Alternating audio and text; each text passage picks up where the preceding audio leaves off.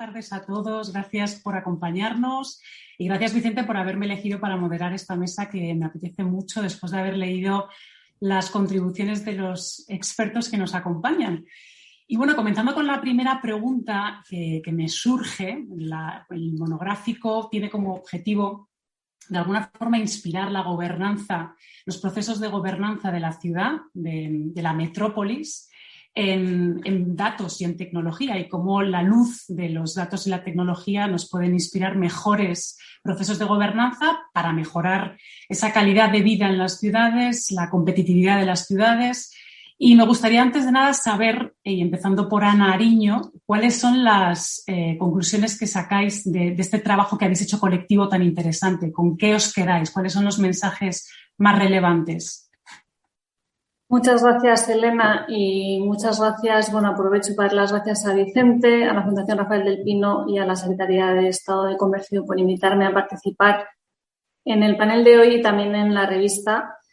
Un trabajo que he disfrutado mucho porque, comentaba antes de empezar, que me ayuda a paquetizar y a poner fin a una etapa profesional que he disfrutado mucho, ¿no? Cuando me llamó Vicente hace aproximadamente un año para participar en esta revista, me pareció muy acertado el tema, ¿no?, que se había elegido y la decisión de poner el foco en las ciudades como vectores de transformación, porque las ciudades en el contexto actual y como resultado de los procesos de urbanización que estamos viviendo, asumen cada vez más liderazgo en un contexto en el que los retos cada vez son más complejos, ¿no?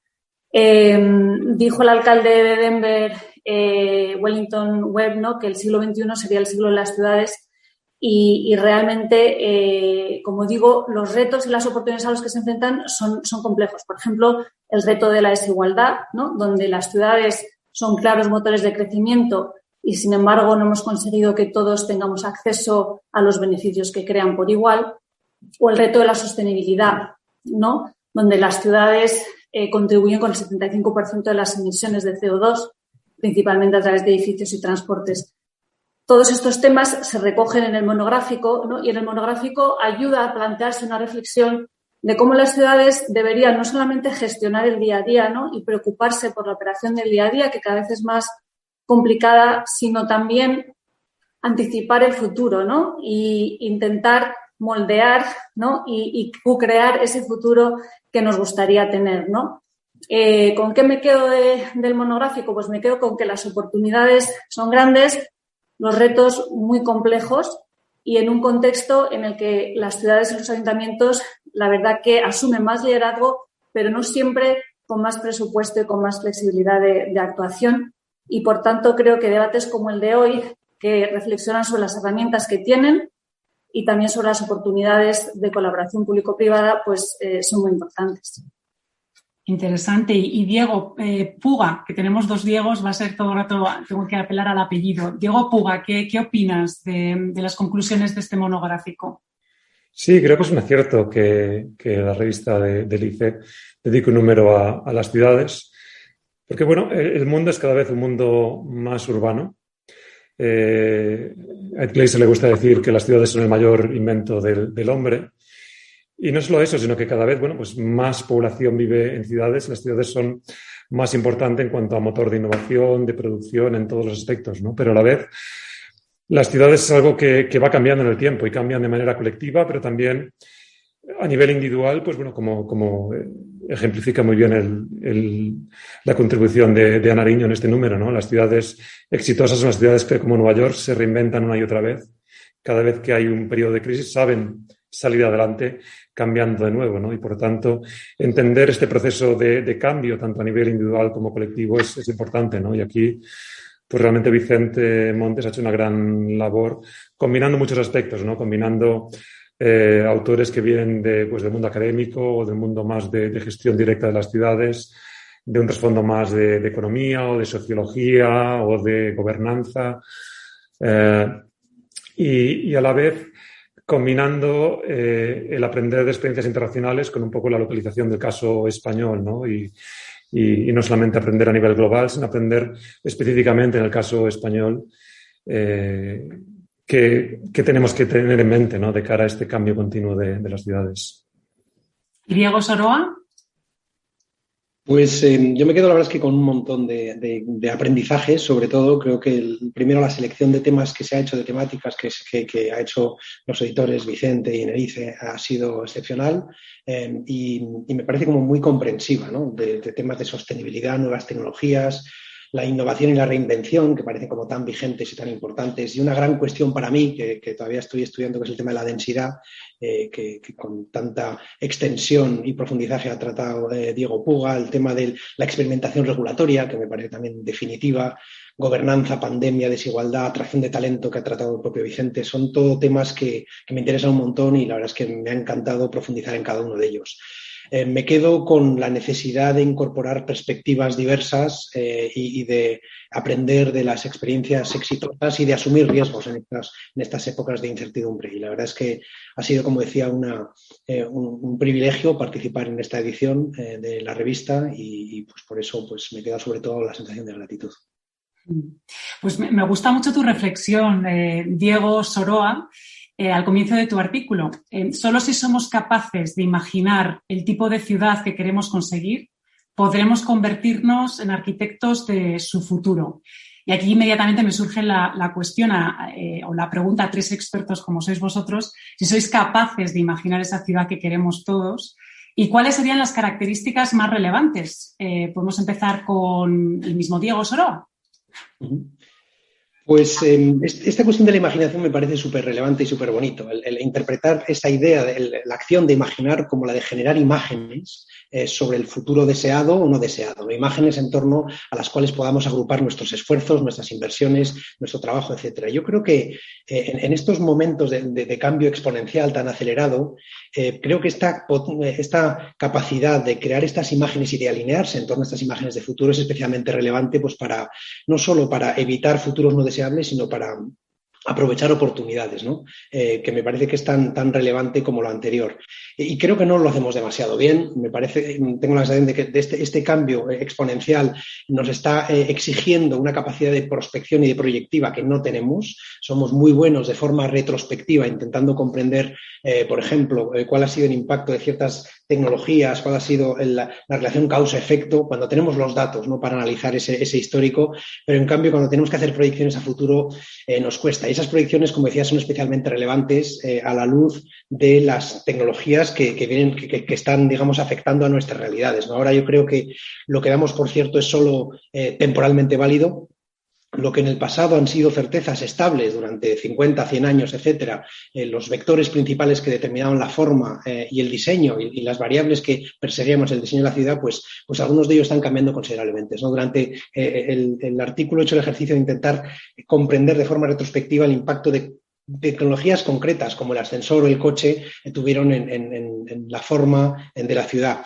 Y resulta que, bueno, pues el coche nos permitió crecer en horizontal, el ascensor nos permitió crecer en vertical y esas marcaron en parte las dimensiones principales de la ciudad. Y ahora tenemos coches que vuelan y tenemos ascensores que se mueven en horizontal, ¿no? Con lo que la combinatoria de posibles escenarios es enorme. Si a esto le juntamos el tema de los drones con el tema de los coches autónomos, que están en un horizonte más o menos próximo, con la eficiencia, la autonomía energética o la vida en el contexto virtual, pues yo creo que eso nos va a obligar a repensar esas imágenes y hacer un esfuerzo de audacia para intentar apostar por una de ellas de forma radical. Yo creo que a día de hoy, si no hacemos ese tipo de apuestas, nos vamos a quedar un poco en el postre, en la cola de las ciudades con las que estamos compitiendo. Y ahí perdonar que interrumpa un segundito. Se me ha olvidado decir al principio que todos los que nos acompañan, que si tenéis dudas, podéis escribirlas en donde esté habilitado, que no sé exactamente dónde lo podéis hacer, pero al parecer hay un sitio para hacerlo y reservaremos un espacio los 10 últimos minutos para contestar a vuestras preguntas. Y Ana, ¿querías continuar con esta reflexión que estaba haciendo Diego? Sí, quería comentar que también me gusta mucho esa cita de Diego en su artículo y a mí me recuerda a una cita de un alcalde de Nueva York que se llamaba Ed Koch, que gobernó del 78 al 89 y que dijo una vez New York City is where the future comes to rehearse, ¿no? Que es donde viene el futuro a ensayar. Y la verdad que es una cita muy inspiradora porque te fuerza a hacer un poco esa reflexión de, oye, ¿y cuál va a ser el futuro? y cómo queremos posicionarnos y cómo queremos anticiparlo, ¿no? Entonces, a nosotros dentro del ayuntamiento, pues esa cita te obligaba y te inspiraba, ¿no?, a tener un poco esa visión que sugiere Diego que hay que tener para poder anticipar el futuro y no solo reaccionar a lo que viene, ¿no? Como dice un amigo mío, un urbanista que se llama Alfonso Vegara, dice que las ciudades pueden ser muy distintas, grandes, pequeñas, de clima frío, de clima caliente, más ricas, más pobres, pero que en realidad solo hay dos tipos de ciudades, las que tienen un proyecto de futuro y las que no tienen un proyecto de futuro. Y realmente, habiendo estado dentro de un ayuntamiento, si no tienes ese proyecto de futuro, esa visión de futuro y 4 o 5 grandes North Stars o proyectos, pues no puedes poner, ¿no?, a funcionar de manera efectiva pues un poco todo lo que es el motor, ¿no?, de los ayuntamientos y de la administración y de la ciudad, ¿no? Entonces, me parece muy, muy acertada y creo que es un ejercicio que bueno, pues no siempre hay espacio o recursos, pero que es importante hacer. Y Diego Puga, ¿tú qué ciudad imaginas? ¿O qué ciudad te gustaría a ti tener, vivir? ¿Cuáles son las características de esa ciudad? Bueno, las ciudades en general son entornos donde tenemos una gran cantidad y variedad de individuos que conviven e interaccionan en un espacio compacto. Entonces, esta densidad y esta variedad que nos dan las grandes ciudades tienen efectos muy positivos y otros muy negativos. Entre los positivos, por ejemplo, pues la frecuencia, la variedad de las interacciones cara a cara facilitan que transmitamos información, generemos nuevas ideas, nos hacemos productivos, innovadores.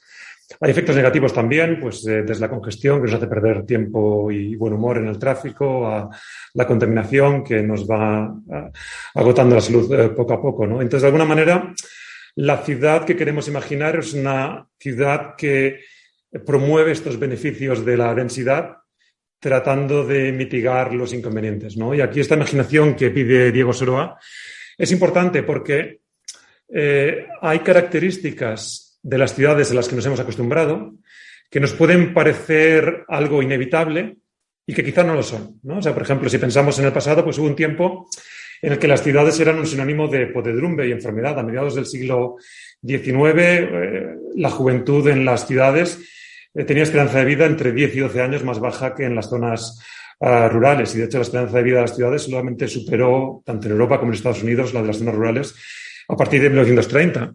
Y, sin embargo, hoy las ciudades ya no son un sinónimo de enfermedad. Igual que no lo son, pues tampoco tienen por qué ser, de cara al futuro, a lo mejor sinónimo de atascos o sinónimo de contaminación, ¿no? Y, bueno, pues esta época de pandemia nos ha obligado a experimentar con medidas que a lo mejor nos hubiera costado más atrevernos a jugar con ellas, ¿no? Por ejemplo, hemos permitido que las aceras le ganen espacio al asfalto, que los peatones le ganen espacio a los coches. Y hemos visto que las ciudades con esto, por ejemplo, se vuelven más agradables, ¿no? Pero para que esto sea sostenible a medio y largo plazo, los detalles importan, ¿no? Y por eso yo creo que hay que tener imaginación acerca de las características que queremos para las ciudades, pero también de cómo conseguirlo, ¿no? Y aquí, pues, siguiendo con este ejemplo, ¿no?, del espacio para las personas, ¿no? Yo, por ejemplo, soy algo escéptico con la idea de la ciudad de los 15 minutos, ¿no?, donde uno hace todo en el barrio como si fuera un pequeño pueblo. Porque si la ciudad se vuelve como un pueblo, al final pierde gran parte de su atractivo, ¿no? Lo que permitió que surgieran las grandes metrópolis, pues son tecnologías de transporte que permitían que el lugar donde residimos no sea necesariamente el lugar donde trabajamos y el lugar donde consumimos tecnologías, pues como las que comenta Diego en su artículo, ¿no? Pues de los ascensores, de vehículo. Entonces, bueno, tener estas concentraciones de oficinas en determinados sitios tiene ventajas de productividad.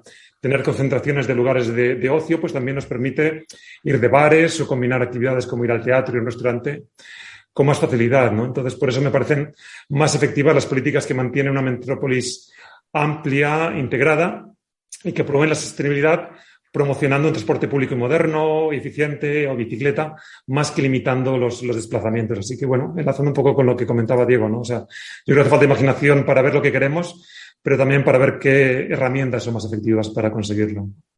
Y además existe una tensión creciente y, desde luego, mucho más desde que estalló la pandemia, entre la concentración de la población en las ciudades y su capacidad de distribuirse en territorios más allá de la ciudad, ¿no? Gracias a las nuevas tecnologías, todo este movimiento de los digital nomads y cómo todo el mundo ha aprovechado la pandemia para rehacer su vida, irse a la playa y demás, ¿no? ¿Puede que esta tensión creéis que puede desembocar en un mayor equilibrio entre las grandes metrópolis y otros territorios? Porque estuve en un seminario muy interesante en Oxford que hicieron antes de la pandemia, pues a lo mejor en el 2019, y hablaban de las giga cities, ¿no? Como ciudades gigantescas que iba a ser muy complicado de poder gestionar de una manera armoniosa, ¿no? Entonces proponían que había que de alguna forma tener mini ciudades alrededor, pues si no iba a ser insostenible. Entonces ahora con la pandemia, ¿cómo está cambiando estos equilibrios? Y si lo veis algo positivo, empezando por el mismo Diego Soroa.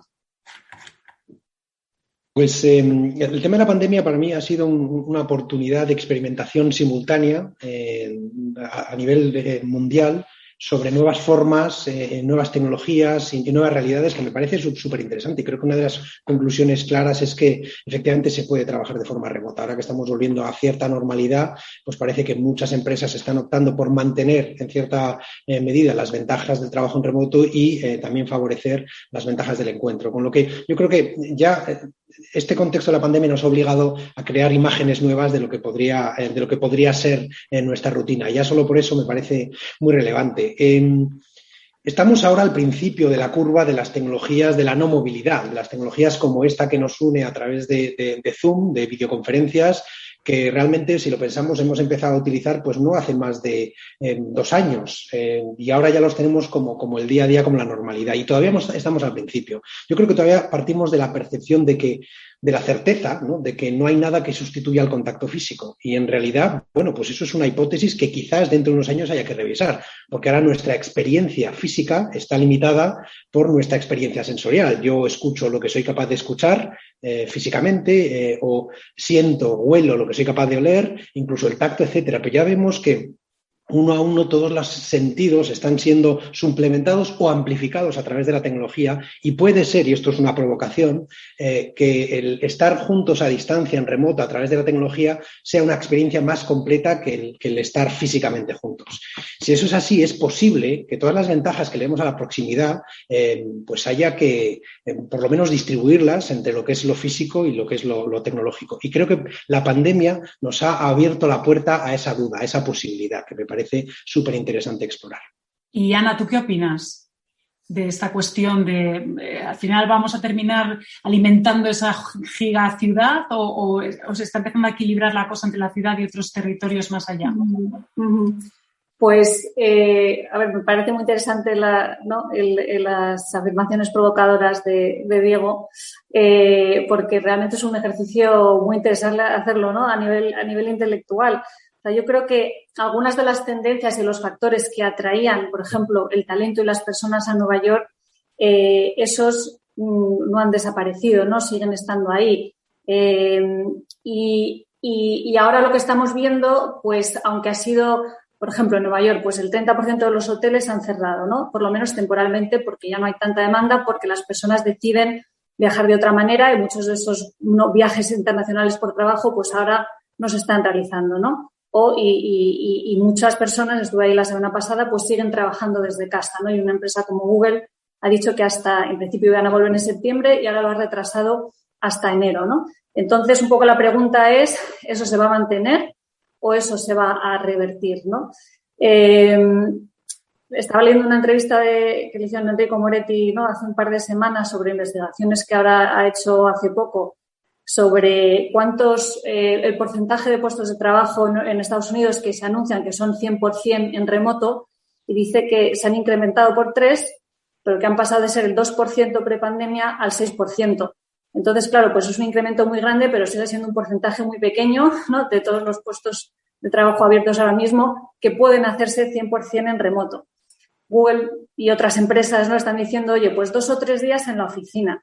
Pues oye, yo creo que eso es un cambio importante de lo que se venía haciendo, ¿no? Que puede tener un impacto importante en la distribución, a lo mejor, de dónde las personas deciden vivir a nivel metropolitano, ¿no? Porque ya tu commute diario, pues no tiene que ser todos los días, son 3 días a la semana, entonces a lo mejor te va a salir un poco más lejos. pero no sé si tanto como para irte a vivir a otro sitio, ¿no? Estoy hablando de las grandes ciudades, pues como un Nueva York o un Londres. Pero efectivamente sí que creo que hay ciudades, ¿no?, de tamaño mediano que, oye, se les abre la oportunidad, ¿no?, ha aumentado la competencia, básicamente. A los Londres, Nueva York y los Nueva York de Hong Kong del mundo, pues ahora tienen más competencia y creo que bueno, pues aún está por ver. Sí, que las ciudades se tienen que convertir como en marcas, ¿no? Que lo decíais en alguno de los artículos, productos a vender a ese talento global que busca la mejor opción. Y Diego Puga, ¿cuál es tu observación sobre esta tensión entre... Sí, yo comparto un poco la visión, aunque digamos que me gusta el tono provocador de Diego. Comparto esta visión de Ana, ¿no? De que el teletrabajo va a ser algo que al menos de momento va a estar más bien presente en modo híbrido y que por tanto no va a afectar de manera tan grande al equilibrio entre las grandes metrópolis y otros territorios, ¿no? Porque si pensamos en el teletrabajo, pues sí, quedarme hoy en casa teletrabajando, si tengo un entorno más o menos tranquilo en casa, puede parecer que me cunde más el día, ¿no? Pero pensando un poco más en el medio plazo, el no ir al trabajo, el no interaccionar con mis compañeros, con colegas, con clientes, proveedores, hace que pierda todas estas interacciones no planeadas, que son de las que surgen las mejores ideas, la innovación. Entonces, aunque a corto plazo puede que la productividad no caiga, incluso que aumente porque hago muchas cosas, porque no tengo a nadie que me moleste, a medio plazo la productividad se resiente, ¿no?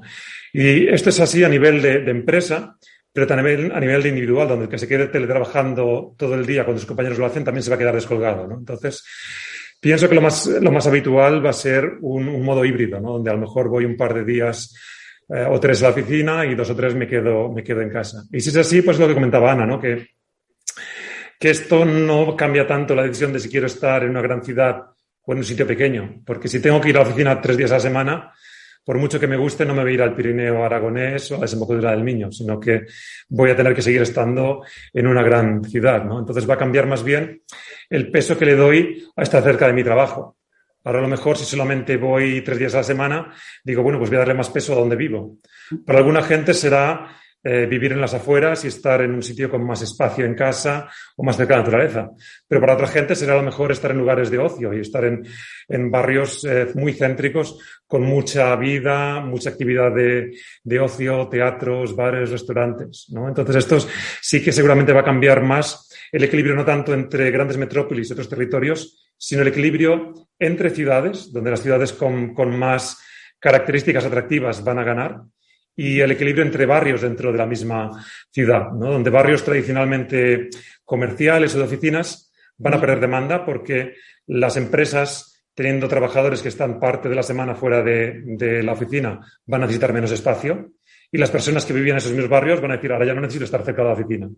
Y en cambio seguramente veremos un aumento de la demanda en barrios tradicionalmente más de ocio o más con vida urbana, ¿no?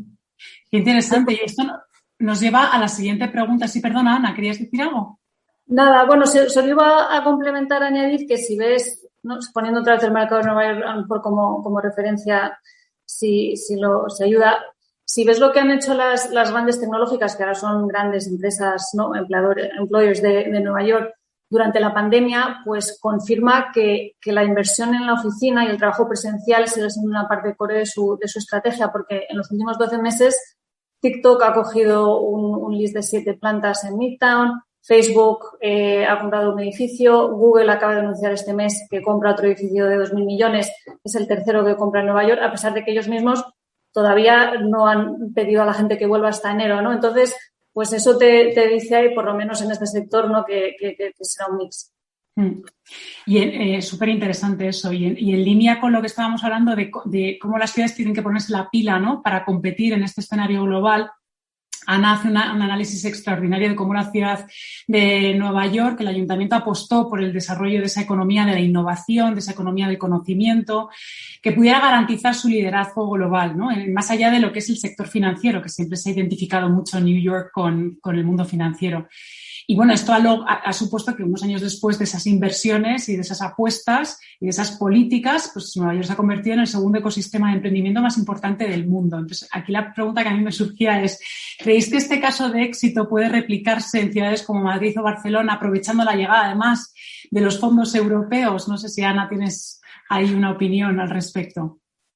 Claro, pues hombre, yo en cuanto a eso soy optimista en el sentido de que efectivamente la experiencia en Nueva York, ¿no?, sugiere que si pones intencionalidad y dedicación y coordinación de los distintos agentes que conforman un ecosistema y recursos, pues oye, en un ciclo que puede ser de 10 o un poco más, pues puedes pasar de ser una ciudad como era Nueva York en 2008, 2009, donde si eras una startup era muy difícil conseguir financiación y los fundadores se planteaban muy mucho si montaban su empresa en Nueva York, porque para ir a conseguir financiación solamente tenías que ir a Boston o a San Francisco, ¿no? Y 10 años más tarde, pues es el segundo ecosistema mayor del mundo, ¿no? ¿Y cómo hizo eso Nueva York? Pues lo cuento, ¿no?, muy detalladamente en el artículo, ¿no?, que apostó muy fuerte por la atracción de talento, por hacer de la ciudad un sitio con mucha calidad de vida, en el sentido, ¿no?, que mencionaba antes Diego,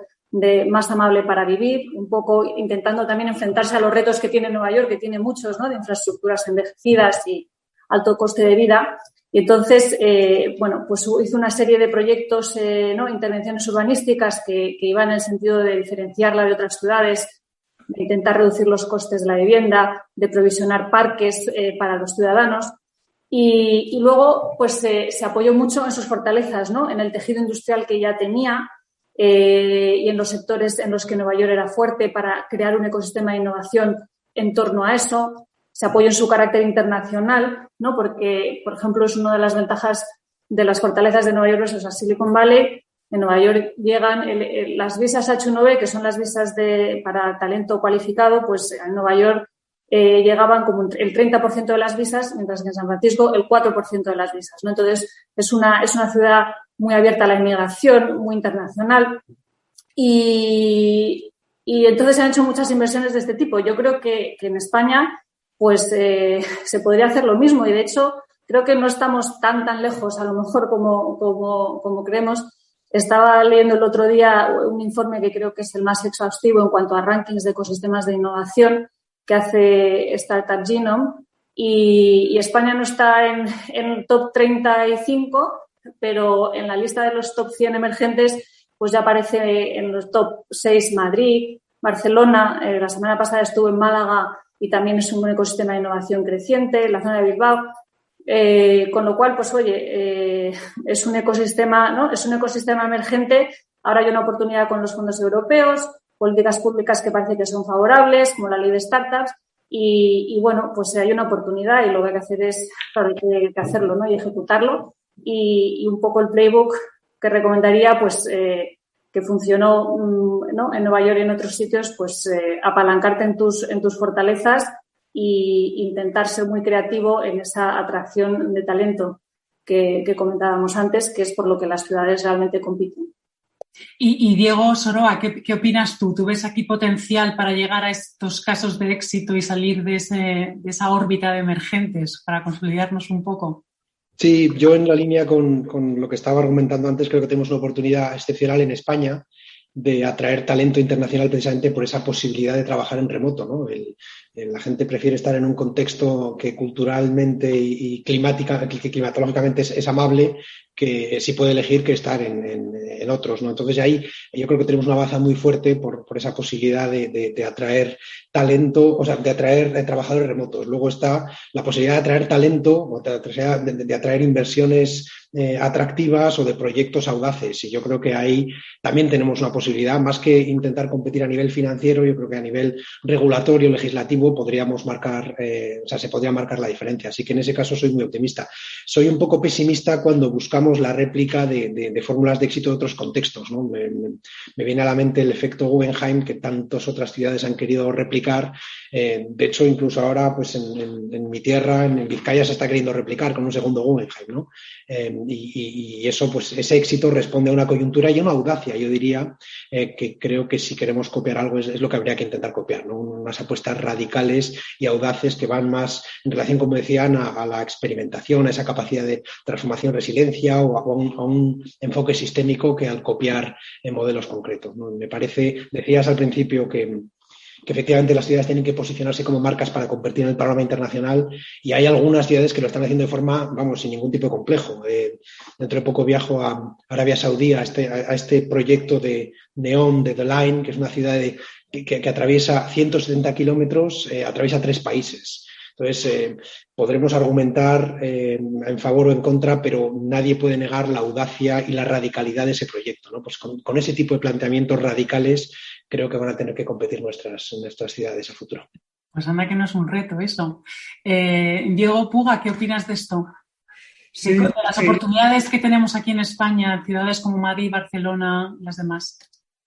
Sí, yo pienso que viene un poco con el enfoque que tenía Ana en su artículo, ¿no? De ver un poco cuáles son los elementos en los que se apoyaba a Nueva York, ¿no? Hay algunos en los que estamos en una situación muy buena, por ejemplo, en cuanto a un entorno agradable donde vivir. Bueno, pues ella mencionaba las mejoras del metro de Nueva York, que estaba muy desvencijado, o el High Line, este tipo de cuestiones. Aquí, digamos, en cuanto a hacer ciudades atractivas donde vivir o con proyectos que atraen a gente de fuera incluso, creo que tenemos una situación de partida muy buena, ¿no? Pero hay otros aspectos, ella mencionaba también en su trabajo la atracción y promoción del talento, tanto talento internacional como talento nacional y local, donde es una situación un poco más complicada, ¿no? Porque esto, bueno, depende por una parte de un sistema de universidades excelentes que Nueva York tiene, y también de la apertura a la inmigración, ¿no? Y en España, bueno, pues venimos de un contexto histórico donde teníamos un déficit de cantidad de educación universitaria que hemos cubierto, pero hemos diseñado un sistema para cubrir precisamente ese déficit de cantidad, y por tanto es un sistema que no está, en cambio, bien diseñado para cubrir un déficit de calidad que tenemos ahora mismo, ¿no? Y ahí es donde veo ya un entorno un poco más complejo, ¿no? Porque hay incluso una cierta reticencia a hablar de excelencia o diferenciación entre universidades que no hay en otros países, ¿no? Donde hemos querido, de alguna manera, garantizar la igualdad de oportunidades, teniendo una uniformidad. Donde vivas, tienes una universidad local que más o menos te ofrece lo mismo. Pero esto no permite promocionar la existencia de las universidades, ¿no? Y me parece mucho más efectivo un sistema donde sigues garantizando esa igualdad de oportunidades y acceso, pero permitiendo que las universidades se diferencian, dando más recursos a quien alcanza mayor excelencia, y luego teniendo un sistema público de becas generoso que permita a los estudiantes y las estudiantes estudiar en las mejores universidades con independencia de dónde vengan, ¿no? Y me parece que es un sistema mucho más efectivo. Y aquí hay un déficit de diseño grande, ¿no? Donde es cierto que hay cada vez más departamentos universitarios españoles que son excelentes a nivel internacional, pero lo son a pesar del sistema, no gracias al sistema, ¿no? Es como un poco una lucha contra todas las trabas y todo el corsé burocrático y sistemático que hay, ¿no? Y ahí es donde veo yo un poco más la dificultad de alcanzar un objetivo pues como el que ha conseguido alcanzar Nueva York, ¿no? Uh-huh. Y ahí, Diego, haces un análisis de cómo el COVID ha acentuado las ventajas y las desventajas de la densidad en las ciudades, pero llegas a una conclusión, y es que el coste de la pandemia está más asociado a la desigualdad que a la densidad. Sé que no es la conclusión mayor de tu estudio, pero me ha llamado bastante la atención. ¿Cómo pueden los expertos, los que están tomando estas decisiones que decíamos al principio, estas personas que participan en esos procesos de gobernanza en materia de urbanismo, caminar hacia ciudades más inclusivas? Sí, la pandemia ha afectado de manera muy desigual a distintos grupos de población, ¿no? Por una parte, por el tema puramente de salud, ¿no? Donde la condición socioeconómica afecta a la probabilidad de exposición al virus, al riesgo de contagio, a la gravedad de la enfermedad si te contagias, ¿no? Pero más allá de estas desigualdades directas en salud, hay otras desigualdades que están más ligadas a la parte económica de la crisis, ¿no? Donde esta crisis, bueno, pues es una crisis distinta a las anteriores, donde viene provocada por esta imposibilidad temporal de consumir o producir en las condiciones habituales, restricciones de movilidad, restricciones de contacto. Y claro, estas restricciones afectan de manera muy distinta según el sector y la ocupación.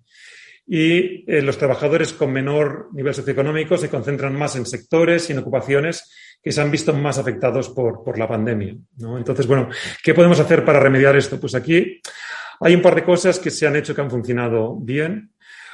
Algo que ha funcionado bien ha sido mantener los colegios abiertos este último curso académico en unas condiciones que han sido muy seguras. Incluso en el peor de los momentos no ha habido más de un 2% de aulas cerradas.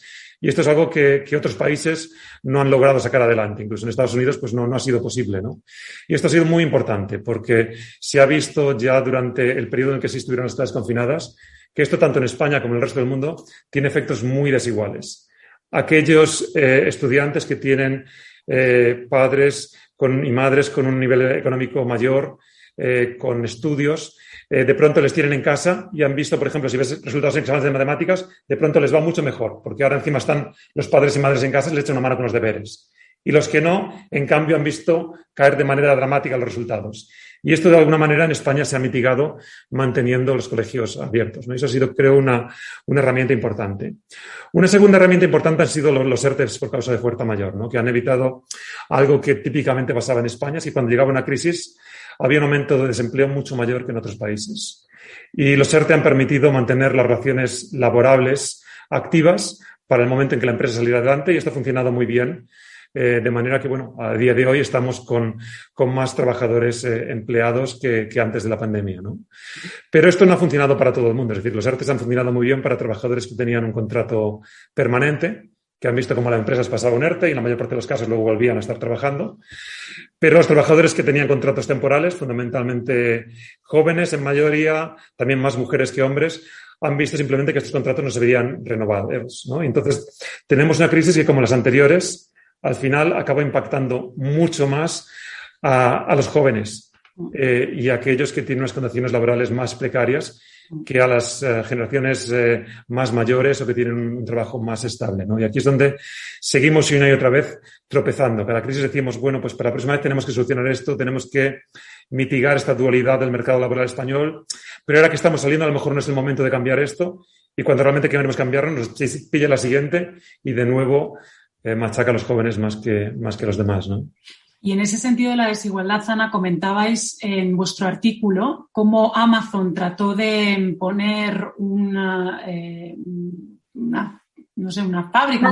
Una segunda sede, sí. Y un grupo de ciudadanos que se sienten un poco excluidos, desfavorecidos, etcétera, hicieron una campaña que al final concluyó con que Amazon no pudiera. Entonces, los efectos de la desigualdad son muy perniciosos, ¿no? Y ahí, en el caso de Nueva York, sí que habéis tratado de apostar por esas políticas un poco más inclusivas. Sería interesante, Ana, que comentaras algunos de los ejemplos.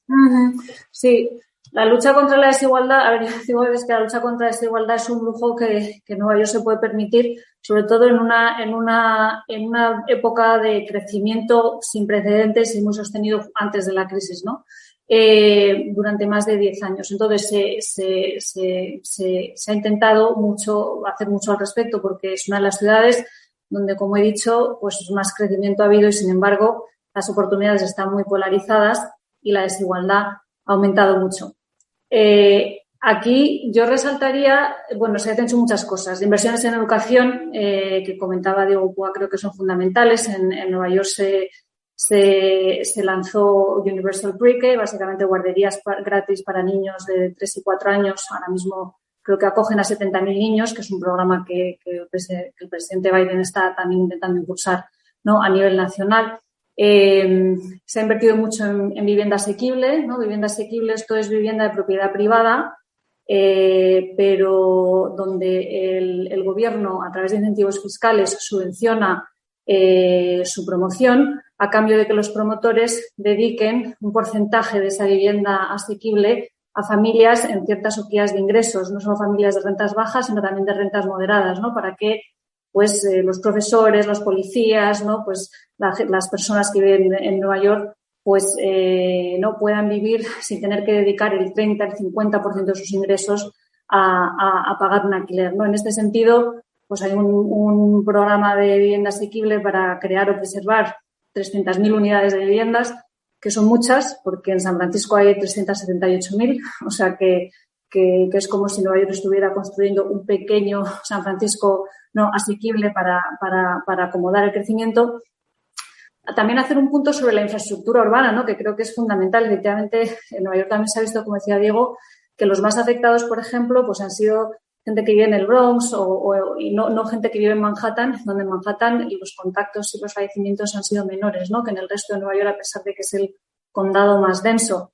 ¿Por qué? Pues porque estos son trabajadores, ¿no?, esenciales, que cogían el transporte público, que tenían que estar más expuestos al virus, que no podían trabajar desde casa, que a lo mejor estaban mucho más hacinados, ¿no?, dentro de sus viviendas. En este sentido, la infraestructura pública también democratiza un poco pues el espacio de la ciudad, ¿no? Entonces, la idea de, por ejemplo, en Nueva York se han hecho muchos parques emblemáticos, ¿no? Highland, Brooklyn Bridge Park, uno que se ha abierto hace un año, que es Hunters Point South, que está en Queens, en Long Island. Pues es un parque que se provisionó y se vinculó a el desarrollo de vivienda asequible en el barrio colindante, ¿no? Entonces básicamente se trató el parque como una de las infraestructuras vitales, junto con el alcantarillado y con las calles y esenciales que tenía en las que el ayuntamiento tenía que invertir para poder tener, pues eso, un barrio, ¿no?, un desarrollo de viviendas que se estiman 2.000 millones, de las cuales un porcentaje significativo era vivienda asequible, ¿no? El tema de la desigualdad es muy complejo. Yo creo que los ayuntamientos tienen algunas herramientas y no todas, pero que es muy importante atacar, porque por lo que yo he visto en Nueva York, me atrevería a decir que uno de los grandes retos y barreras para volver a los niveles de crecimiento que tenía Nueva York es la desigualdad. Y ahora, en menos de 2 años, bueno, con pandemia por en medio, pero se han vivido 2 hitos muy importantes de proyectos de crecimiento muy grandes que se han visto parados porque básicamente grupos políticos, ¿no?, comunidades y grupos de interés han hecho una posición muy vocal, ¿no? Uno fue el que mencionabas de Amazon, que era la expansión de Amazon, que básicamente sacó a concurso, ¿no?, licito, una especie de su segunda sede, donde planificaba contratar a 40.000 empleados en 15 años, ¿no?, y sacó eso a concurso y compitieron 235 ciudades. Fue un proceso muy mediático en el que, bueno, por Nueva York no se apostaba porque era muy cara para vivir y, sin embargo, ganamos en Nueva York junto con Virginia. Y después de 3 meses, después de que anunciáramos que habíamos sido uno de los 2 ganadores, hubo 3 meses de realmente un debate público muy, muy intenso y muy político y muy mediático, en el que grupos, a lo mejor pequeños de interés, que no representaban necesariamente a la comunidad de Long Island City, donde se iba a implantar, pero muy bien organizados, pues pararon el proyecto, ¿no? Por un lado, la verdad, por unos motivos muy legítimos, ¿no?, que decían, oye, hemos tenido muchos proyectos de expansión y aquí, no, mi familia, mis comunidades no se beneficia a nadie, y además nosotros nos vemos obligados a mudarnos y irnos a vivir a otro sitio porque no podemos permitirnos vivir aquí y no tenemos acceso a estos puestos de trabajo que Amazon va a crear.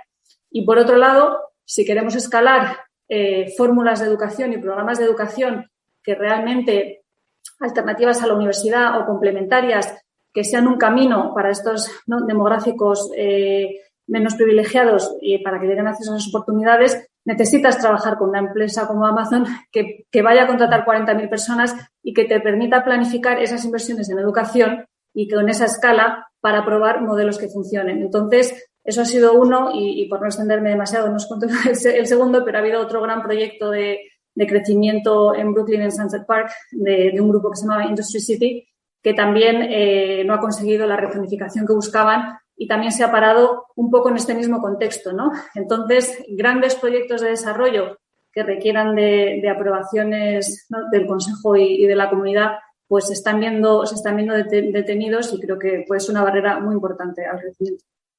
Qué interesante, Ana. Y Diego Soroa, ¿tú qué opinas de la cuestión de la desigualdad, de los retos que plantea la desigualdad en las urbes, sobre todo porque manejas mucho y te has estado fijando mucho en la cuestión de la tecnología y la ciudad, la relación entre tecnología y ciudad, cómo la tecnología puede ayudar a paliar ciertos efectos perniciosos de esa desigualdad?